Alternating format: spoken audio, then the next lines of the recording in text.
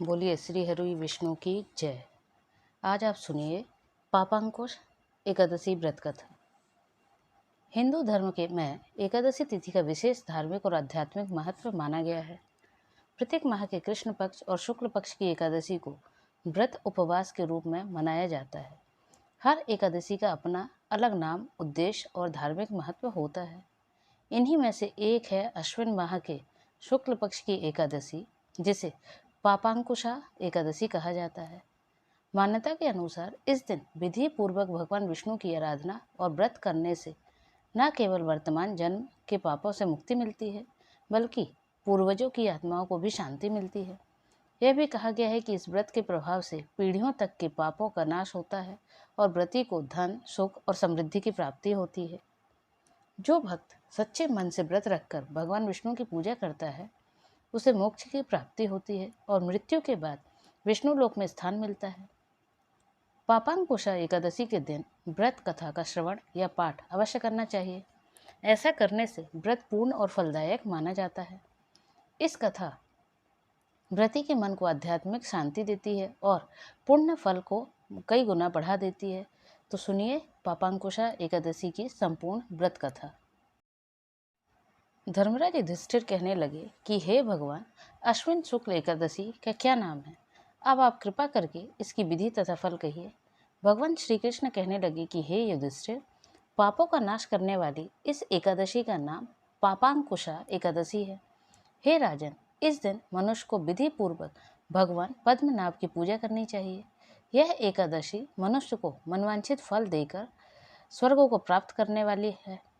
मनुष्य को बहुत दिनों तक कठोर तपस्या से जो फल मिलता है, वह फल भगवान गरुड़ ध्वज को नमस्कार करने से प्राप्त हो जाता है।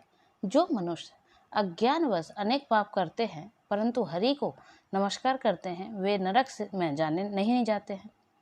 विष्णु के नाम के कीर्तन मात्र से संसार के सब तीर्थों के पुण्य का फल मिल जाता है। जो मनुष्य शार्क धनुषधारी भगवान शिव विष्णु की शरण में जाते हैं, उन्हें कभी भी यम यातना नहीं भोगनी पड़ती है। जो मनुष्य वैष्णव होकर शिव की और शैव होकर विष्णु की निंदा करते हैं, वे अवश्य नरकवासी होते हैं। सहस्त्रों वाजपेयी और अश्वमेध यज्ञों से जो फल प्राप्त होता है, वह एक एकादशी के व्रत के 16वें भाग के बराबर ही भी नहीं होता है। संसार में एकादशी के बराबर कोई पुण्य नहीं, इसके बराबर पवित्र लोक तीनों लोकों में कुछ भी नहीं। इस एकादशी के बराबर कोई व्रत नहीं। जब तक मनुष्य पद्मनाभ की एकादशी का व्रत नहीं करते हैं, तब तक उनकी देह के पास वास कर सकते हैं। हे राजन, एक एकादशी स्वर्ग, मोक्ष, आरोग्यता, सुंदर स्त्री तथा अन्न और धन को की देने वाली है। एकादशी के व्रत के बराबर गंगा, गया, काशी, कुरुक्षेत्र और पुष्कर भी पुण्यवान नहीं है। हरिवार सर तथा एकादशी का व्रत करने और जागरण करने से सहज ही वे में मनुष्य विष्णु पद को प्राप्त होता है। हे युधिष्ठिर, इस व्रत के करने वाले 10 पीढ़ी मातृ पक्ष, 10 पीढ़ी पितृपक्ष तथा 10 पीढ़ी स्त्री पक्ष और 10 पीढ़ी मित्र पक्ष का उद्धार कर देते हैं।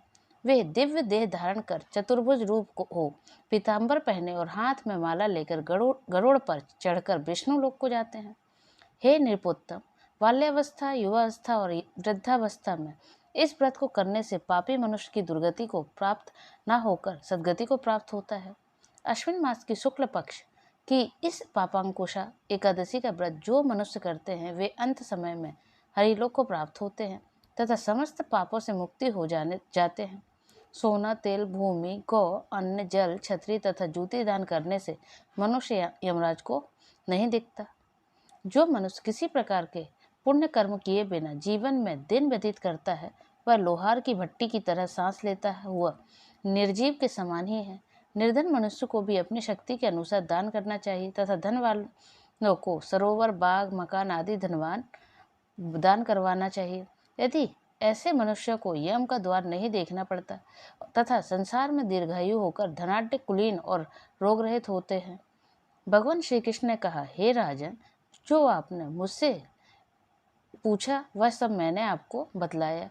अब आपकी और क्या सुनने की इच्छा है? कथा।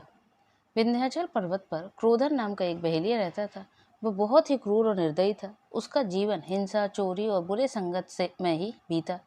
एक दिन उसे जंगल में तपस्या कर रहे महर्षि अंगिरा मिले। बहेली ने उनसे कहा, हे महर्षि, मैंने जीवन भर पाप किए हैं, अनेक मासूम जीवों की हत्या की है, अब मुझे नरक ही जाना पड़ेगा। कृपया कोई उपाय बताइए जिससे मेरे पाप नष्ट हो और मुझे मुक्ति मिले।